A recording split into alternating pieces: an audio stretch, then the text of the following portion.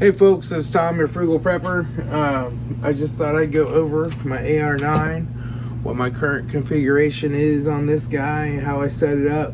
I just got done cleaning it. I recently had a stroke and I'm just kind of trying to do stuff that I can do and getting better all the time, but you know. But I'll go over this and some of the changes I've made, how it's built, how it's configured, that kind of stuff. Okay, so first of all, this is a registered SBR, so you can't build one of these rifles anymore with a pistol stabilizing brace or fin or whatever without registering it as a SBR. And this one is registered, so it has a pistol stabilizing fin still, because I like that. But it is technically an SBR. I could remove this and put a regular stock on it if I wanted to. So this has a Tennessee Arms polymer lower. I've seen a lot of videos where these lowers are crap and they break and they this and that. This one has worked out fine. It fit a little tight. I had to do a little sanding back here to get the upper to clear, a little sanding in the bolts, but once it's fit, it's worked out flawlessly. I have like 4,000 or 5,000 rounds through this so far and I haven't had any issues, but if it does break, I probably will use one of my other AR-15 lower receivers with the adapter to make it into an AR-9. But for now, this one works, and I'm using it and enjoying it. I'll go ahead and remove this magazine. It's a 21 rounder because YouTube doesn't like 30 rounders. But this will take a, you know, Glock drums, mags, whatever. Just takes a Glock mag. I have the MOE mag pull handle with the little storage unit. I have an extra battery for the flashlight and stuff in there, and some Allen wrenches and tools and stuff. This has a Foxtrot mic upper. I forget the exact name of it. If I remember it, I will put it down below or put it in the pinned comments below. Yeah, Foxtrot mic. Yeah, it says FM something here. So it's a Foxtrot mic 9. FM 9. This has been a really great upper. It came with the bolt. It came with the charging handle, which I have changed out for an ambidextrous one. Just because I'm left-handed and I like to pull on this side.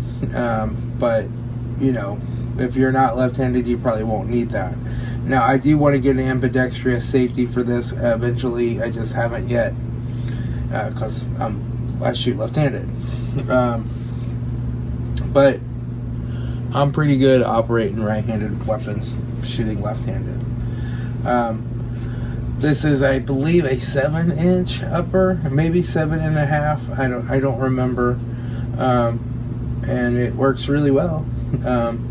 I did, let me pop this open here.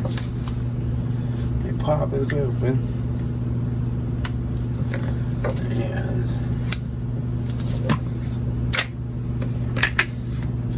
so I did have to adjust this. I had to bend it up slightly so that it rolled in the bolt and ejected the rounds.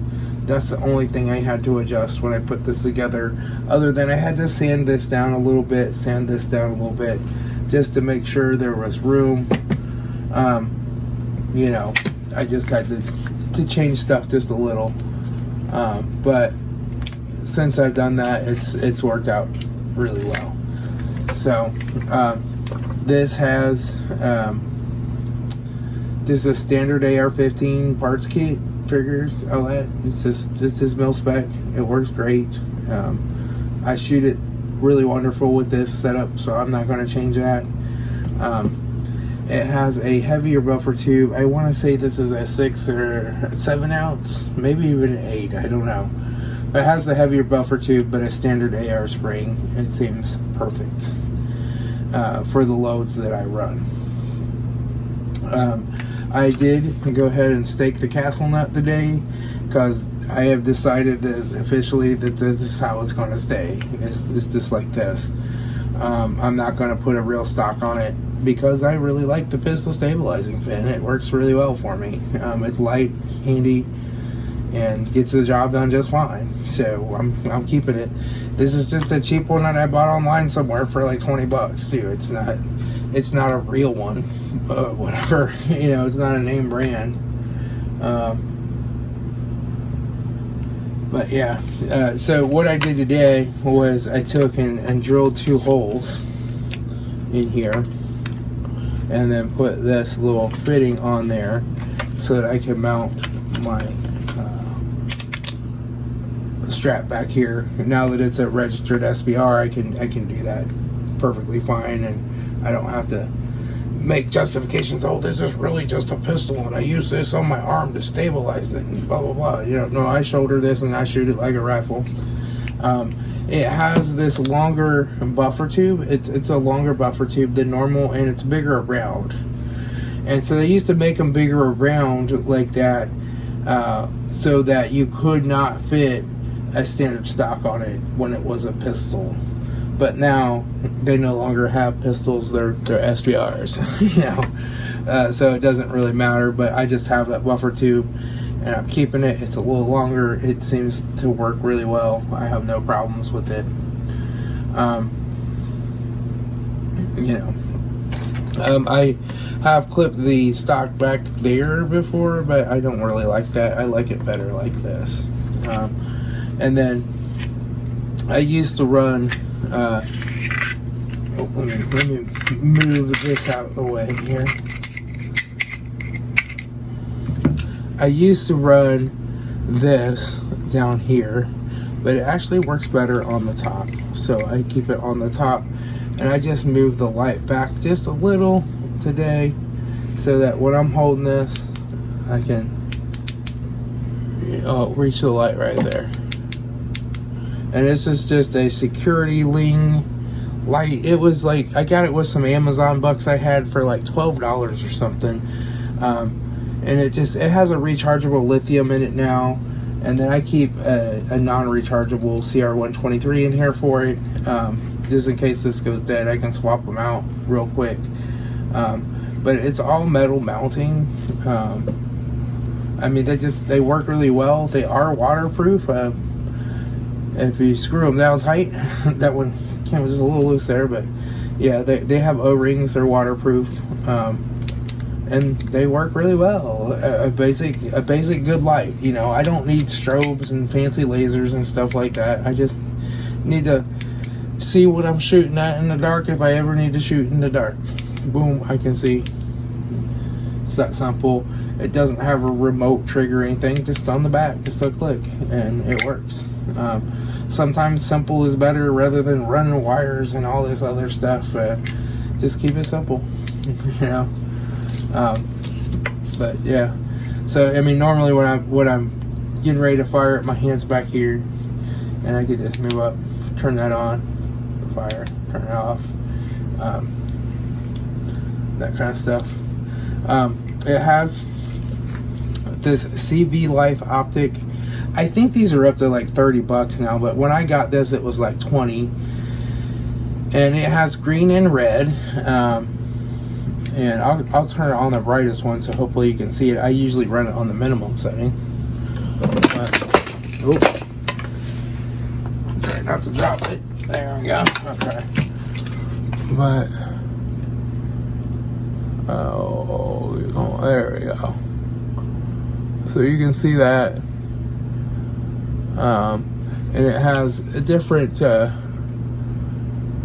settings for the pointer there. If I can get it to come back up on here.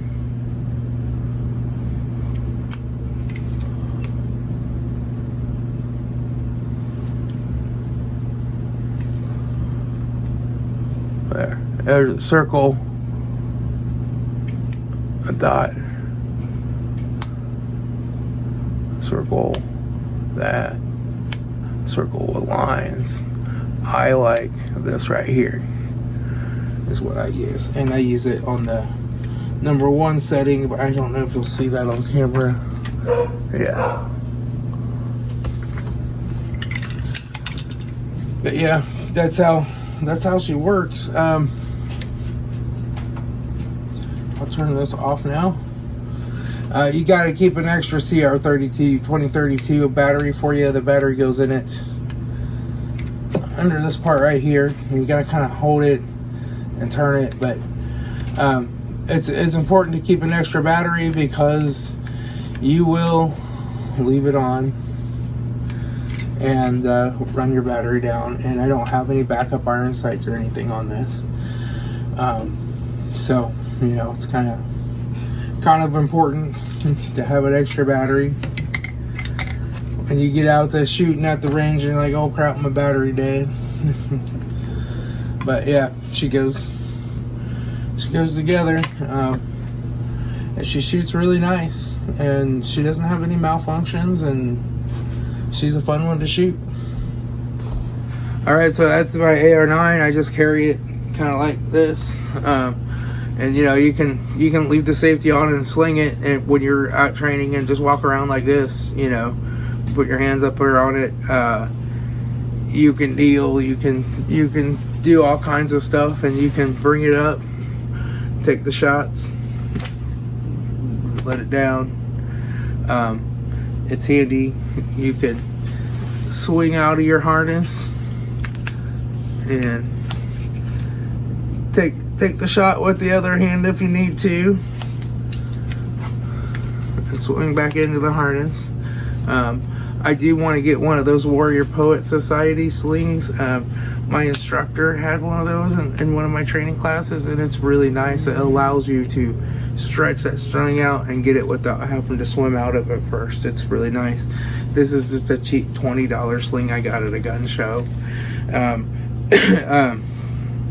But this works, you know, it works really well. So,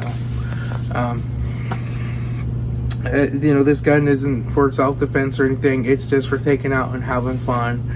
Usually about 25 yards, maybe 50 yards is all I'm going to try to do with this gun. You know, I'm going up to 223, 5.56 if I'm going out beyond that too much. But it's a good gun. It's better than a handgun. It has a little longer barrel than my handguns. It's more accurate to shoot. It's more stable. It's easier to shoot. And you can do some stuff that you could only get done with a rifle. You can do some stuff, some handgun type stuff with it. It's that perfect, pistol caliber carabines are that perfect in the middle weapon to have. You know, if I had to leave in an SHTF and have a rifle to save my life, I wouldn't have a problem with this. It would most likely do the job just fine. And the ammo is common and easy to find as well. But like that's ever going to happen, you know. I mostly just like to shoot targets at the range in training and in practice. And that's, you know, that's what I do. So, but that's my AR-9. It's kind of fun. Kind of a fun little weapon to shoot and have. Alright, I'll talk to y'all later. It's Tom, your Frugal Prepper.